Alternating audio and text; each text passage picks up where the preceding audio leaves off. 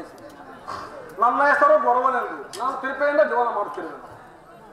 ಅಯ್ಯ, ನನ್ನ ಜೊತೆಯಲ್ಲಿ ಬಾ.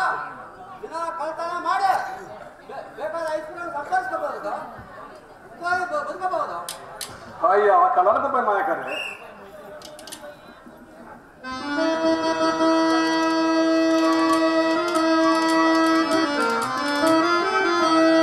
ಚೋರತನ ಕೈಯುವುದು ಘೋರ ನರಕ ಭೋಜನವೋ.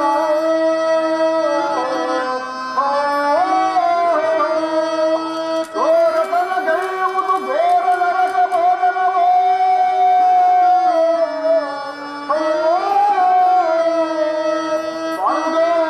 ನನಗೆ ಸಿಕ್ಕಿದರೆ ಕೋಪುದು ಮಾನವೋ. ಜನರು ಚೋರರ ನಿಂದಿಸಿ ಶರಮನೆಸುವರು. ಕನಿಕರವಿಲ್ಲದ ಅಧಿಕಾರಿಗಳವನೊಯ್ಯುವರು.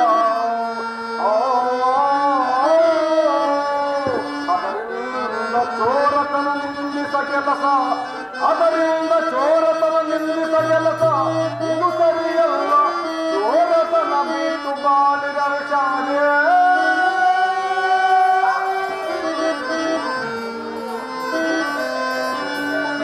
ಆದ್ದರಿಂದ ಕಳ್ಳತನ ಮಹಾಪಾಪವನ್ನು ಬಿಟ್ಟು ಮಾಡಿ.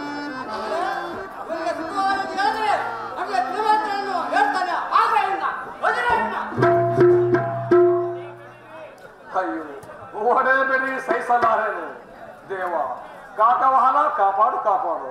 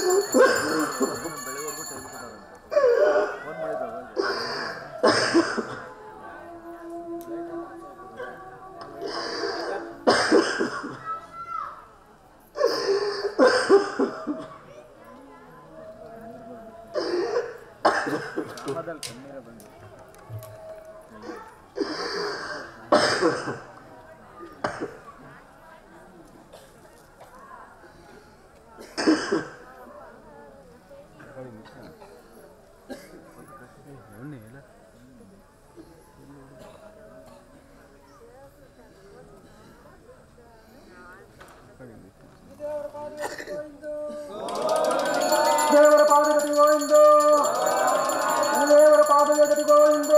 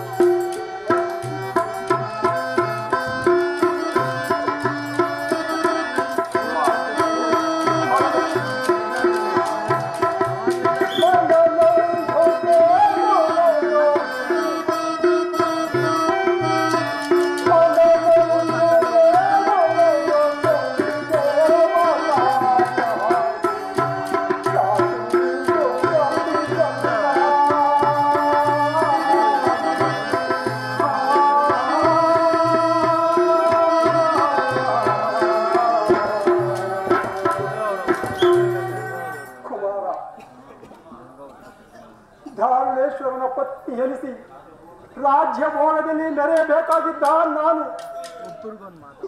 ಇಂದು ಪರರ ಮನೆಯ ದಾಸಿಯಾಗಿ ಹಿರಿದು ತಿನ್ನುವ ಗತಿ ಬಂದು ಬಾಳಬೇಕಾಯ್ತಲ್ಲ ಕಂದ.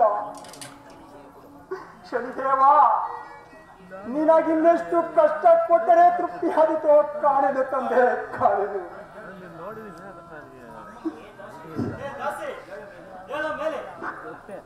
ಕೋಳಿ ಕೂಗಿ ಬೆಳಕಾದ್ರು ಇನ್ನ ಮುಳುಗೆ ಇರುವ ಇಲ್ಲ. ನನ್ನ ಮಗನಾದ ದಂಡಪಾಲನ್ನು ಬಂದ್ರೆ ನಿನ್ನನ್ನು ಶಿಕ್ಷಿಸುವನು.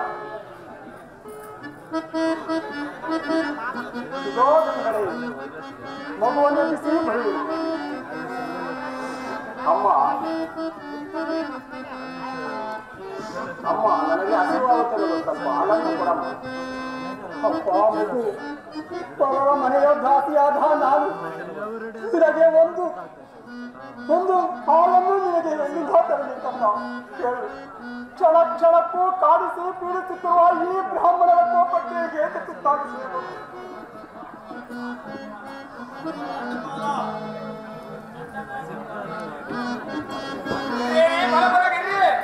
ರಾತ್ರಿ ಮಳೆ ಬಿದ್ದೈತೆ, ಜನ ಎಲ್ಲ ನಿದ್ದೆ ಹೋಗ್ತಾವ್ರೆ.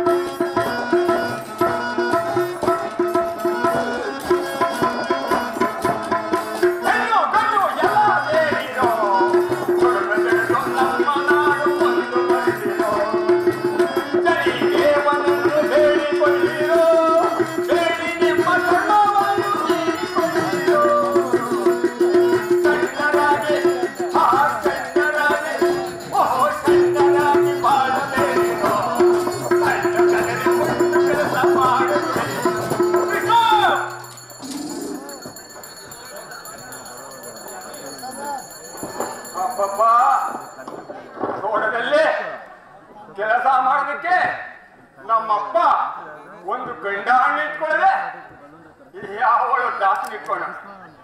ಅವಳಾದರೂ ಮನೆ ಕೆಲಸ ತೊಳೆಯವಳು, ಇಲ್ಲವೇ ಯಾರೋ ಹುಡುಗನ ಕೂಡ ಮಾತನಾಡ್ಕೊಂಡು ಕೂತಾಳೆ. ಏ ದಾಸಿ,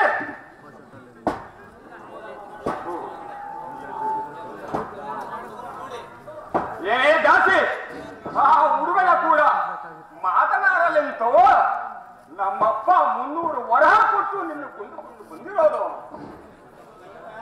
ಈ ಹುಡುಗ ಯಾರು? ಕುಚರಿ, ಈ ಮಗುವು ನನ್ನ ಪುತ್ರನು. ಓಹೋ, ನಮ್ಮಪ್ಪ ಕೊಂಡಿದ್ದು ನಿನ್ನೊಬ್ಬಳೆ ಮಾತ್ರ. ನಿನಗೆ ಹಾಕುವ ದಂಡವಲ್ಲದೆ ಇವನಿಗೆ ಬೇರೆಯೋ? ನಮ್ಮಪ್ಪನಿಗೆ ಬುದ್ಧಿ ಗಿದ್ದಿ ಇದ್ದಿದ್ರೆ ನಿನ್ನಂತವನ ಕೊಂಡ್ಕೊಂಡು ಬರ್ತಿದ್ನೋ. ಇರು, ನಮ್ಮ ಅಪ್ಪನ ಕರ್ತೀನಿ. ಓ ಅಪ್ಪ, ಕಮಿಂಗ್ ಕಮಿಂಗ್.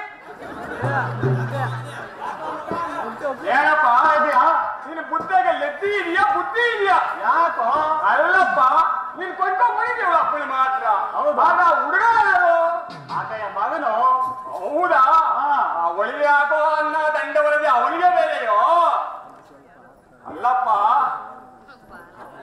ಆ ಹುಡುಗನಿಗೆ ಒಂದು ಹೊತ್ತಿಗೆ ಅರ್ಧ ಬಾವು ಆದರೆ ಒಂದು ದಿವಸಕ್ಕೆ ಎಷ್ಟು, ಒಂದು ವಾರಕ್ಕೆ ಎಷ್ಟು, ಒಂದು ತಿಂಗಳಿಗೆ ಎಷ್ಟು, ಒಂದು ವರ್ಷಕ್ಕೆ ಎಷ್ಟಾದ ಲೆಕ್ಕ ಹಾಕಿ ನೋಡಪ್ಪ. ಬಡ್ಡಿ ರಪ್ಪ ಅವ್ರದ್ದು ಹುಡ್ಬೇಕಾಗತ್ತಪ್ಪ. ಮಾಡ್ಲಿಲ್ಲಲ್ವಾ? ಹುಷಾರಾಗಿರ್ಬೇಕು. ಒಂದು ವರ್ಷಕ್ಕೆ 90 ಸೇರು ಅಕ್ಕಿ ಆತೈತ. ಹೌದು, ಲೆಕ್ಕ ಗೊತ್ತಾ ನಿನ್ಗೆ? ಹೌದಲ್ವಾ? ಹಾಗಾದ್ರೆ ಅವಳ ಅಪ್ಪನ ಮಾತಾಡ್ಕೋಬೇಕಷ್ಟೇ. ಆ ಹುಡುಗ ಗಿಡ್ಗ ಬೇಡ ನಮ್ಮ ಮನೆಗೆ. ನೋಡ, ನೀರು ಗೀರೋ ಕಟ್ಕೊಂಡಿರ್ತಾನೆ. ಹಂಗಾಗಲ್ಲಪ್ಪ. ನಾ ಹುಡುಗ ಇಲ್ಲಿದ್ರೆ ನಾನೇ ಮನೆ ಬಿಟ್ಟು ಬಾರ ಇಲ್ಲಿ ಬಾರ ಮಗನೆ. ಆಗಲ್ಲಪ್ಪ, ಮಾಡ್ತಾನೆ. ಆಗಲ್ಲಪ್ಪ. ಜಾಸ್ತಿ ತಂದಿರೋ ಒಬ್ಬಳು ಮಾತ್ರ. ಏನು ನೀರು ಬೇಕಿಲ್ಲ. ನೀರು ನಿಟ್ಟೆನ ಕಟ್ಕೊಂಡಿರ್ತಾನೆ ನೋಡು. ಆಗ ಆಯ್ತು, ಯೋಚನೆ ಮಾಡ್ತೀನಿ ನಾನು. ಏ ದಾಸಿ, ನಿನ್ನ ಮಗನನ್ನು ನಮ್ಮ ಮನೆಯಿಂದ ಎಲ್ಲಿಗಾದರೂ ಬಿಟ್ಟು ಬಾ. ಇಲ್ಲವಾದರೆ ನಮ್ಮ ಹಣವನ್ನು ನಮಗೆ ಕೊಟ್ಟು ಬಿಡು.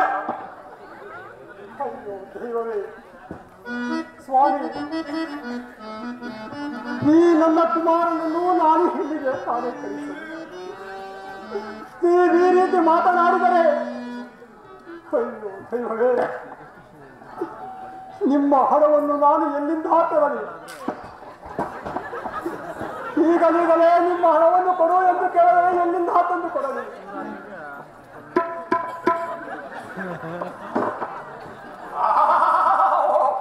ಏನ್ ಚಮತ್ಕಾರ ಮಾತಾಡ್ತಾಳ ಬೈದ ಆಸೆ. ಆಹಾರವಲ್ಲಿದೆ ಶಕ್ತಿ ಬಂದಿ ನಮ್ಮ ಮನೆ ಕೆಲಸವನ್ನು ಮಾಡುವವರು ತಪ್ಪಿಸಿಕೊಳ್ಳಿವೆಯಾ? ಅದೆಲ್ಲ ಸಾಧ್ಯವಿಲ್ಲ. ಮೊದಲು ನಿರೆ ಎಲ್ಲಿ ಅದು ಬಿಟ್ಟು ಬರೋಣ. ಯಜಮಾನರೇ, ಕೋಪಿಸಿಕೊಳ್ಳಬೇಡಿ. ಆಗಲ್ಲ.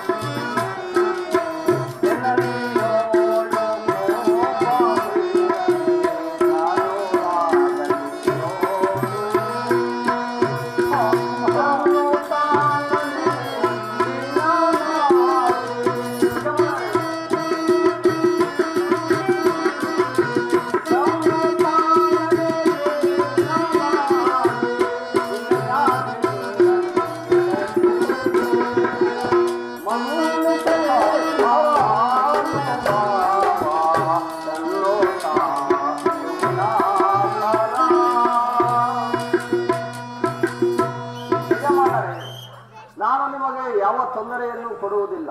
ನಮ್ಮ ತಾಯಿಯು ಕೊಟ್ಟ ಅನ್ನವನ್ನುಂಡು ಸುಮ್ಮನಿರುವೆನು. ನಿಮ್ಮ ಮಕ್ಕಳಲ್ಲಿ ನಾನೊಬ್ಬ ಮಗುವಲ್ಲವೇ ಸ್ವಾಮಿ? ಏನೋ ಮತಿಹೀನನೇ. ನೀನು ಬರಲಾದರೆ ನಿಮ್ಮ ತಂದೆ ತಾಯಿಗೆ ಹೆಚ್ಚು. ನನಗೇನು ಚತುರ, ನಮ್ಮ ಹಣವನ್ನು ಕೊಟ್ಟು ಎಲ್ಲಿ ಯಾರು ನೀನು ಬರಲಾಗೆ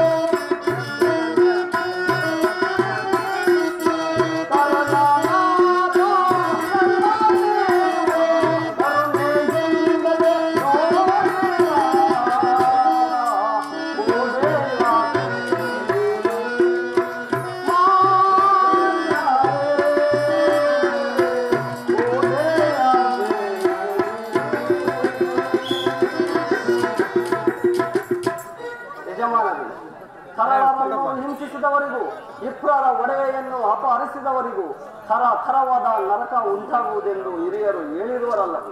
ಈ ವಚನಗಳನ್ನರಿಯದೆ ನೀವು ನಮಗೆ ಈ ರೀತಿ ಹಿಂಸಿಸುತ್ತಿರುವರಲ್ಲ. ಇದು ನಿಮಗೆ ಕರವೇ? ಇದು ಕರಗಳನ್ನು ಮುಗಿದು ಬೇಡುವೆನು, ನಮ್ಮನ್ನು ಮಾತ್ರ ಒಡೆಯಬೇಡಿ. ಕುಮಾರ ಚತುರ,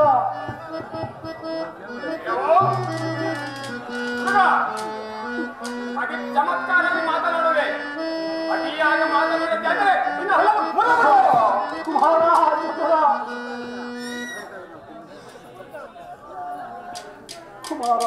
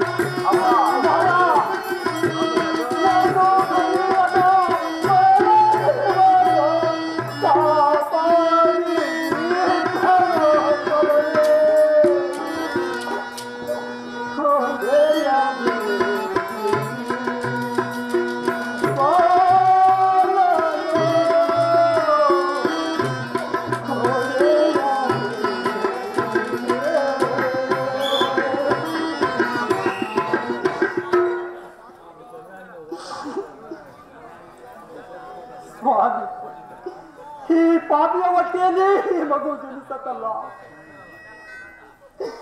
ಈ ಜನ್ಮ ಬೇಕೆ?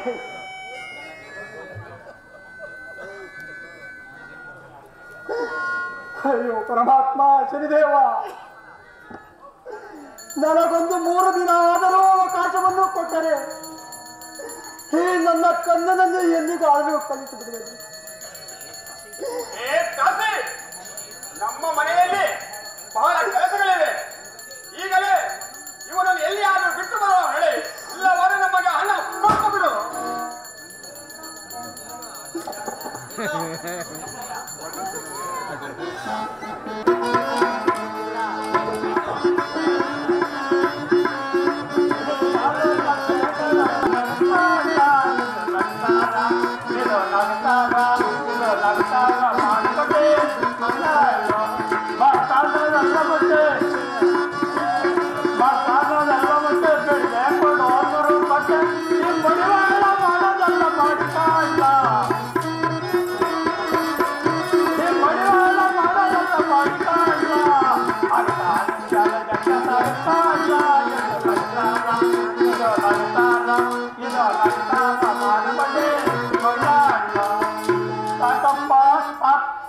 ಈ ಅಗಸಾಮನ್ ಪಾಡು ಒತ್ತಾರೆಕ್ಕಾಗಿ ಕರೆಂತಲೇ ಎದ್ದು ಹೋದ್ರೆ ಸಂಜೆ ತನಕ ಬಿಸಿಲ್ನಾಗೆ ತಲೆ ಬಿಟ್ಟು ನೀರಿನ ಕಾಲು ಬಿಟ್ಟು ಸತ್ತು ಸುಣ್ಣವಾಗಿ ಬಟ್ಟೆ ಒಗೆದು ಮಡಿ ಮಾಡ್ಕೊಂಡ್ಬಂದು ಊರಾಗೋದೆಲ್ಲ ಕೊಡ್ಬೇಕು, ಸರಿಪ್ ಮಾಡ್ಕೊಂಡ್ಬಂದು. ಇಂಥ ಬಡ್ಡಿ ಮಗನಿಗೂ ಮನೆಗೂ ಮನೆ ಸಂಸಾರ ನೆಟ್ಟಿಲ್ಲದೆ ಹೋದ್ರೆ ಹೆಂಗೆ ಅಂತ ಒಕ್ಕಲ್ಮಂಗ್ ಹೋಗಿ ಕೂಲಿ ಕಾಳು ಕೇಳದ್ನೋ, ಹೆಂಡತಿ ಮೇಲೆ ಗಂಡ, ಗಂಡನ ಮೇಲೆ ಹೆಂಡತಿ ಈ ಹೇಳ್ತಾರೆ. ಅವರಿಬ್ರು ಇದ್ದ ಕೇಳದ್ನೋ, ಆ ಮೂಲೆಗಿರೋ ಮುಲ್ಕಿ ಮೇಲೆ ಹೇಳ್ತಾರೆ. ಆ ಮುಲ್ಕಿನೋ ಕಾಲ ಕಂಡೋಳು, ಹಾರ್ಗ ಸಾವೆ ನವಣೆ ಇಲ್ದ ಹೋದ್ರೆ ಹಾರ್ಗ ಭತ್ತ ಕೊಡ್ತಾಳೆ. ಅವ್ ತಗೊಂಡ್ಬಂದು ಅದನ್ನ ಇವಳು ನಮ್ಮ ಹೆಂಡತಿ ಬಡ ಬಸವೆ 3 ಸೇರ್ ಕಡಿಪುಡಿಗೆ 6 ಸೇರ್ ಕಪಡಕ್ಕೆ ಹಾಕ್ತಾಳೆ. ಇನ್ನು ತೋಣ ಧ್ಯಾನ ವಿರೋಧ ಮಾಡಿ ಮಾತನಾಡಿ ವಿರೋಧ ಮಾಡ್ಕೊಂಡ್ರೆ ಹೆಂಗೆಂಗು ಆಗ್ತೈತೆ ಅಂತೇಳಿ ಧ್ಯಾನ ಮಾತಾಡ್ಸಕ್ ಹೋಗಲ್ಲ. ಅವಳೆನ್ನಲ್ಲ ಎಲ್ಲನ ಹೋಗ್ಲಿ ಏನನ ಮಾಡ್ಕೊಂಡ್ ಬರ್ಲಿ ಅಂತೇಳಿ ಬಾಯಿ ಮುಚ್ಕೊಂಡು ಸುಮ್ಮನೆ ಇದ್ದೀನಿ. ಅಗೋ ಬಂದಂಗ ಅವಳೆ ಆ ಅವ್ವ ನಾನು ಕೆಟ್ಟೆ, ಆ ಹುಡುಗು ಆ ಬೆಡಿಗು ಎಂತ ಕಷ್ಟ ಬಂದಾಳೆ. ಎಂತಾರೆ ಹುಡುಗೆ ತಂತಾರೆ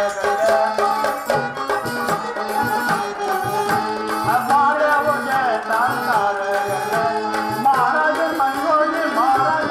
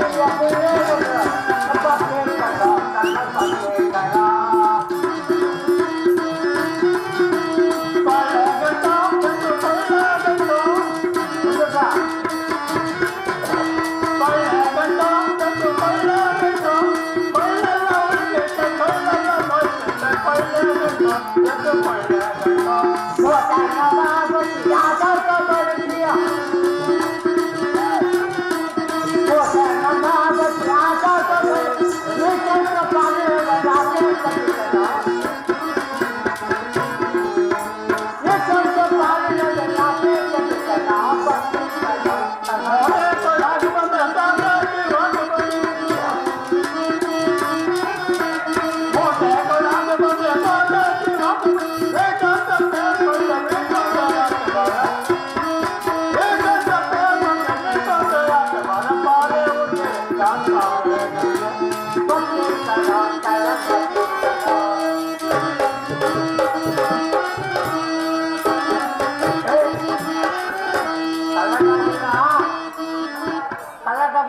ಕೇಳಕ್ಕಿಲ್ಲ.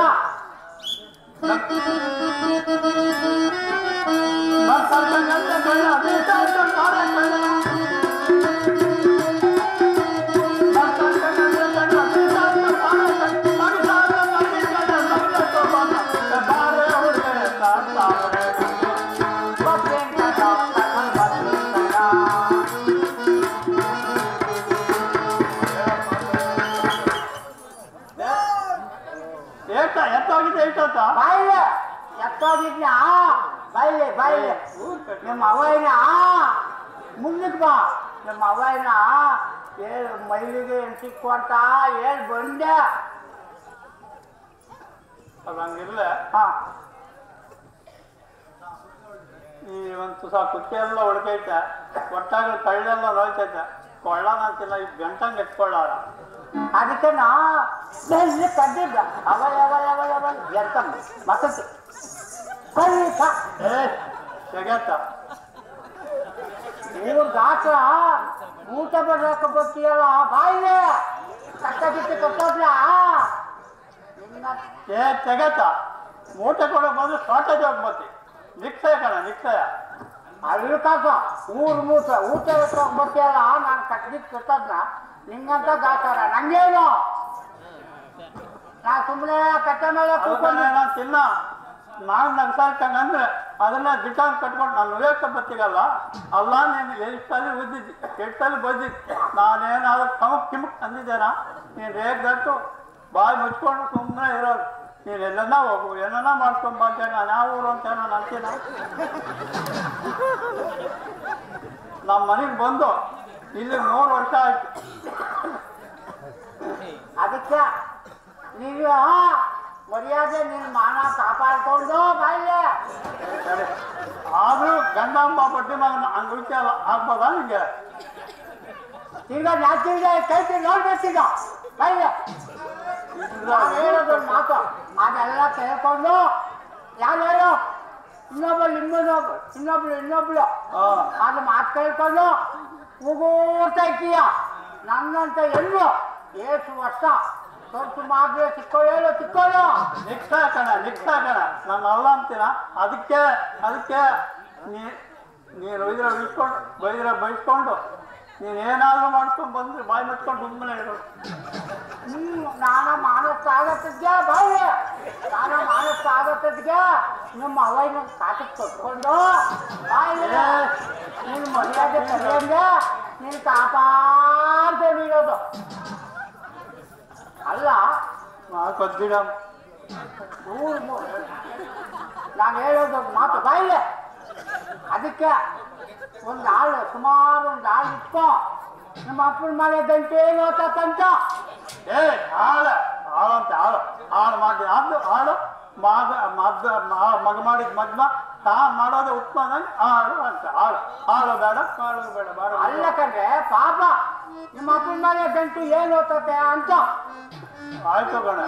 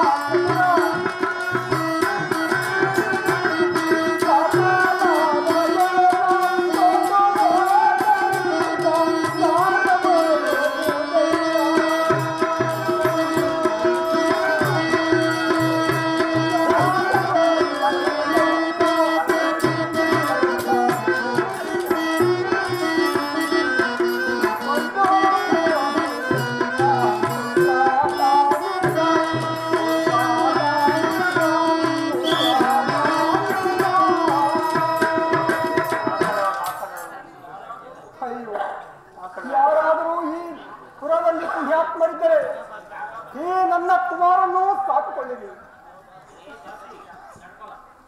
ದಾಸಿ ಎಷ್ಟು ಹೊತ್ತು ಮನೆ ಕೆಲಸವೇ ಒತ್ತಾಯಿತು. ನಿನ್ನ ಮಗನ ಎಲ್ಲಾರು ಕಳಿಸು, ಇಲ್ಲವಾದ್ರೆ ನಮ್ಮ ಹಣವನ್ನು ನಮಗೆ ಕೊಟ್ಟು ಬಿಡು.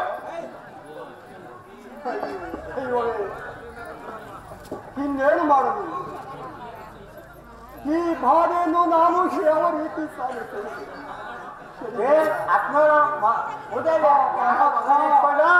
ಯಾರೋ ವಿಚಾರಿಸು, ಯಾರೋ ವಿಚಾರಿಸು. ಯಾರಾದ್ರೆ ನಮ್ಗೆ ಯಾವಾಗ ನೋಡಿ ಅವ್ರ ಮೇಲೆ ಇವ್ರ ಮೇಲೆ ನೀನ್ ಕಣ್ಣು ಮುಂದೆ ನೋಡ್ಕೊಂಡು ಬಟ್ಟೆ ಹೋಗಿ ನಮ್ಮಂಗೆ ನೀನು ಅಲ್ಲ ಕಂಡ್ರೆ ನಿಮ್ಮ ಅಪ್ಪನ ಮನೆ ಗಂಟೆ ಹೇಳ್ಬೇಕತ್ತ. ವಿಚಾರಿಸು ಅಂದ್ರಿಯ ಹೇಳು, ವಿಚಾರಿಸು. ಆಯ್ತು ಕಣ. ಅಮ್ಮ ತಾಯಿ ಯಾರು, ಯಾಕೆ ಹಿಂಗಾಡ್ತಾ ಇದ್ವಿ? ಈ ಮಗು ಯಾರು, ಯಾಕೆ ಹಿಂಗಾಡ್ತಾರ? ವೈ ಯಾರು ಚಿಕ್ಕಬಳ್ಳಾಪುರ ನಿಂತಿರ್ತಾರೆ?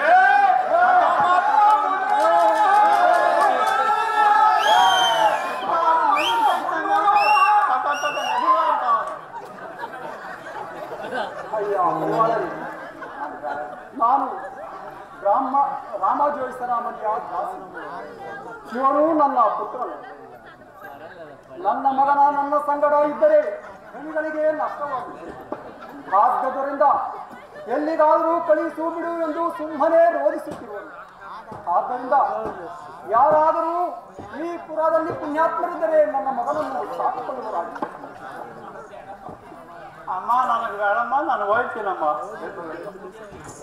ಮುಂದೆ ನಾನು ಹೇಳ್ದಂಗೆ ಪುಸ್ತಕಕ್ಕೆ ಬದುಕು ಮಾಡ್ತೀನಿ ಅಂದ್ರೆ ಬ್ಯಾಡ ಅಂತೀಯ.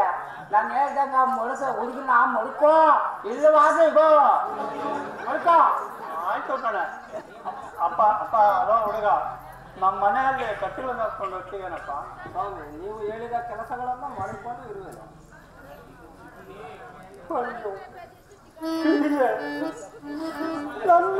ನನ್ನ ಮಗನ ಅಡಿಯಲ್ಲಿ ಕತ್ತೆಗಳನ್ನು ಕಾಯವಾಗಿದೆ ಬಂದಿತ್ತಲ್ಲ. ಆ ರೀತಿ ಇದ್ದರೆ ಅದನ್ನು ತಪ್ಪಿಸುವರು ಯಾರು?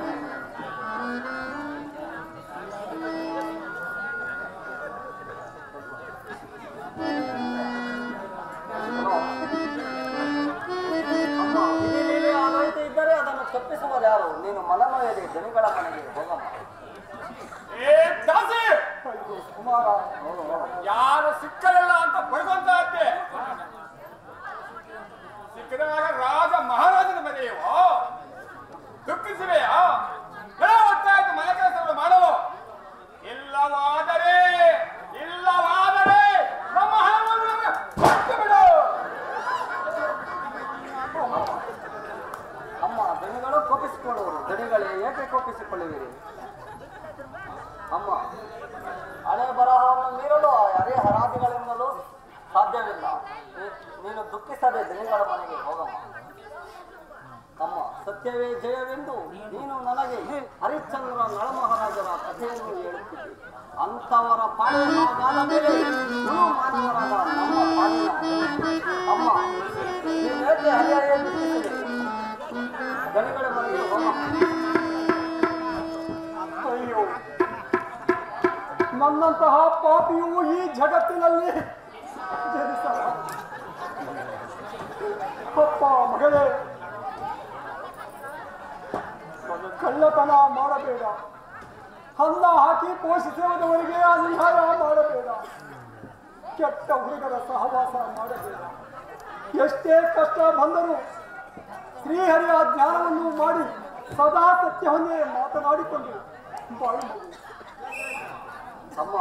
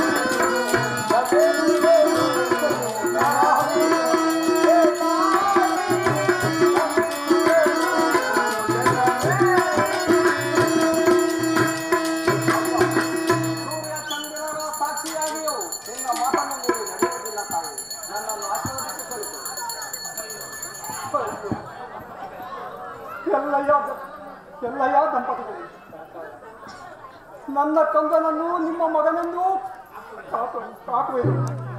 ಇವನನ್ನು ನಿನ್ನ ಸ್ವಂತ ಮಗನಂತೆ ಕಾಪಾಡಿಕೊಂಡು ಹೋಗಿ.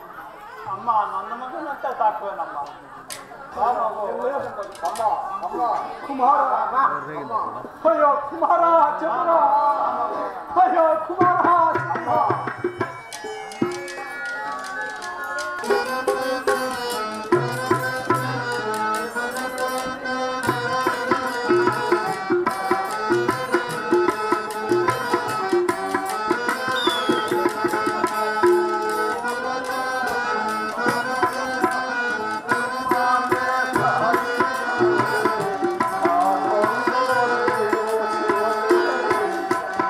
Oh,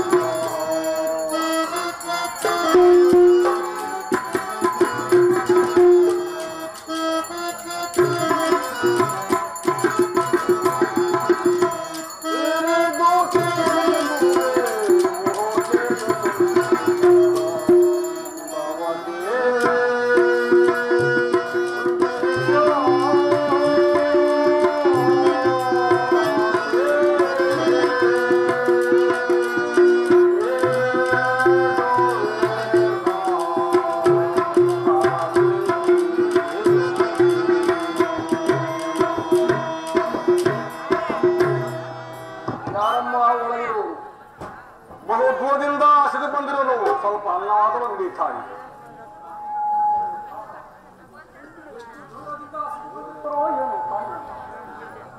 ನನ್ನ ಮಗನಿಗಾಗಿ ಒಂದು ತುತ್ತು ಹಣ್ಣವನ್ನು ಇಟ್ಟಿದ್ದೇನೆ ಸ್ವಾಮಿ. ಅಲ್ಲಿ ತಂದು ಕೊಡುವೇನು ಸ್ವಾಮಿ? ಈ ತಾಯಿಯನ್ನ ಆಗಲೇ ತಾಯಿ ಕುಳಿತುಕೊಳ್ಳು ಸ್ವಾಮಿ. ಅಲ್ಲಿ ಕುಳಿತು ಕೊಡುವೆನು ಸ್ವಾಮಿ. ಸ್ವಾಮಿ, ಈ ಹಣ್ಣವನ್ನುಂಡು ತೃಪ್ತಪಡಿದೆ ಸ್ವಾಮಿ.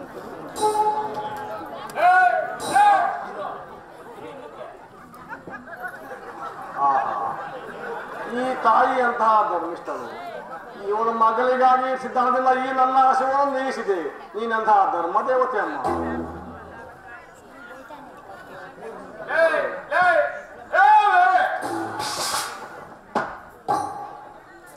ಏನು ಬಿಟ್ಟಿಯನ್ನ ಸಿಕ್ತು ಅಂತ ಬಿಟ್ಟಿದೆಯಲ್ಲ.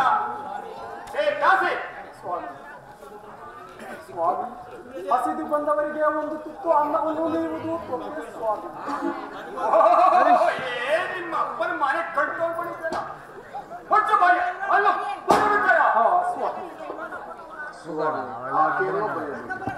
ನಾನು ನಿಮ್ಮ ಮನೆ ಬೆಲೆ ಬಂದು ನಾನು ಆಕೆಯನ್ನು ಮಾತ್ರ ಭಯಬೇಡಿ, ನಾನು ಹೋಗುತ್ತೇನೆ. ಸಾಕು ನಿಲ್ಲಿಸೋ.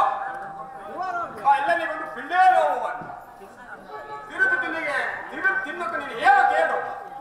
ಕೈ ಕಾಲು ಗಟ್ಟಿಯಾಗಿಲ್ಲವೇ? ಕೆಲಸ ಮಾಡಿ ತಿನ್ನೋಕೆ ನೀನು ಏನೋ ಕೇಳು.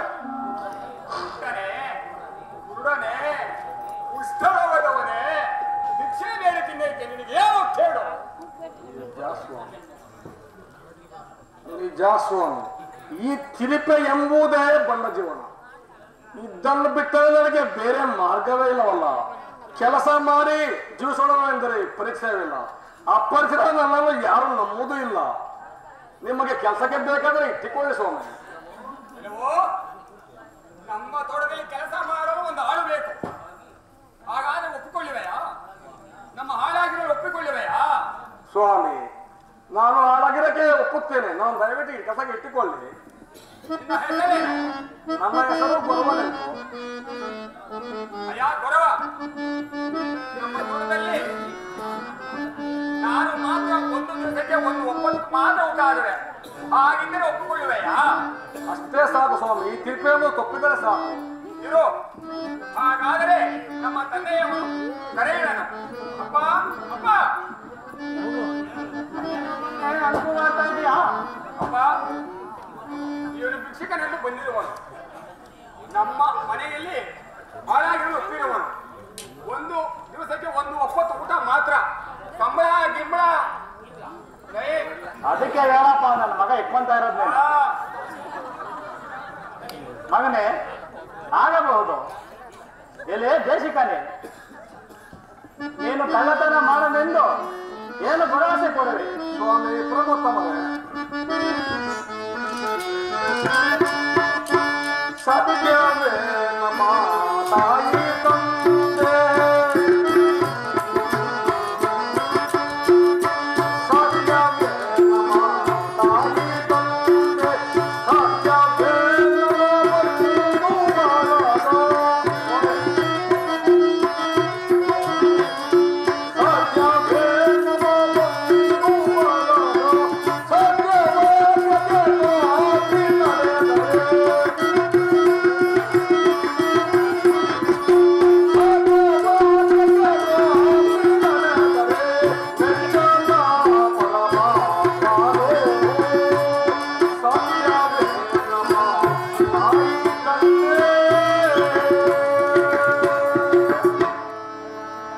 ಎಂಬುದನ್ನು ಆಧರಿಸಿ ನನ್ನಿಂದ ಯಾವ ಅಪರಾಧವೂ ಆಗಲಾರದೆಂದು ಭರವಸೆ ಪತ್ರವನ್ನು ಬರೆದುಕೊಳ್ಳುವೆ. ಆ ರೀತಿ ಹರಿದಾದರೆ ಕಳ್ಳತನ ತಪ್ಪಿಗಾಗಿ ಈ ನನ್ನ 2 ಕೈಗಳು ಕತ್ತರಿಸಬಹುದು. ಹೇಳದೆ ಕೇಳದೆ ಎಲೆಗಳು ಹೋದರೆ ಎಲ್ಲಿದ್ದು ತಂದು ಸೂಲ ಕೇರಿಸಿ ಎಂದು ಭರವಸೆ ಪತ್ರವನ್ನು ಬರೆದುಕೊಳ್ಳುವೆನು.